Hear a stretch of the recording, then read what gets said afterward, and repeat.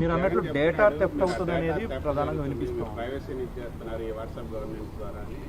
నేను ఛాలెంజ్ చేస్తున్నాను, వైకాపా నాయకులు నేను ఛాలెంజ్ చేస్తున్నాను. ఎక్కడ కానీ డేటా థెఫ్ట్ అని నిరూపిస్తే నేనే స్వయంగా వాళ్ళకి 10 కోట్ల రూపాయలు నేను కానుక కింద ఇస్తా. ప్రభుత్వం కాదు, స్వయంగా నేనే చెక్ ఇస్తా. వాళ్ళు తీసుకొచ్చారని మీరు నో వాళ్ళేం తీసుకొచ్చారు స్వామి? జగన్మోహన్ రెడ్డి గారు ఫోనే లేదు కదండి, ఆయన చెప్పాడు కదా అందరు ఫోన్ లేదని. మళ్ళీ వాట్సాప్ గురించి ఆయన మాడితే ఎట్లా? అది కాదండి, జగన్మోహన్ రెడ్డి గారికి ఫోన్ లేదని ఆయనే చెప్పాడు. ఫోన్ పట్టుకుని తిరగడని ఆయనే చెప్పాడు ఒక ఇంటర్వ్యూలో. టీవీ9 ఉన్నాడు, టీవీ9 ఇంటర్వ్యూలో చెప్పాడు ఆయన. సో ఫోనే లేనాడు పాపం, వాట్సాప్ గురించి ఏం తెలుస్తుంది? వదిలేసేయండి సార్ ఆయన. ఎందుకు? ఎవరండి? ఫోన్ కొనిచ్చి పంపించమంటారా?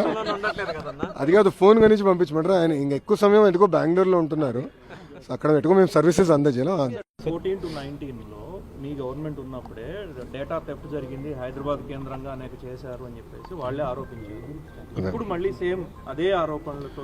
అవునండి, మళ్ళీ అధికారంలో ఉన్న 5 సంవత్సరాలు ఎందుకు నిరూపించలేకపోయారు? అధికారంలో వాళ్ళు ఉండే పనిహిమాల కేసులను పెట్టారు. చంద్రబాబు నాయుడు గారిని 53 రోజులు జ్యుడిషియల్ రిమాండ్కి దొంగ కేసు మీద పంపించారు. మళ్ళీ డేటా థెఫ్ట్ గా ఆనాడు నేను ఐటీ శాఖ మంత్రిగా చేస్తుంటే నిరూపించి ఉండాలి కదా, ఊరుకున్నాడా? తప్పు చేయని వ్యక్తిని తీసుకెళ్లి జైల్లో పెట్టారు. పొరపాటున నేను తప్పు చేసి ఉంటే ఎక్కడుండేవాడు? నేను ఎందుకు తప్పు చేయాలి? నాకు అవసరం ఏముందండి? నాకు ప్రజల డేటా నాకు ఎందుకు అవసరం అండి? మాకు కావాల్సింది ఓటర్ లిస్టు, అది పబ్లిక్ డాక్యుమెంట్. మాకు కావాల్సింది ఓట్లు. ఈరోజు తెలుగుదేశం పార్టీ సిస్టమ్ మొత్తం ఓటర్ లిస్ట్ మీద డిపెండ్ అయి ఉంది. సింపుల్.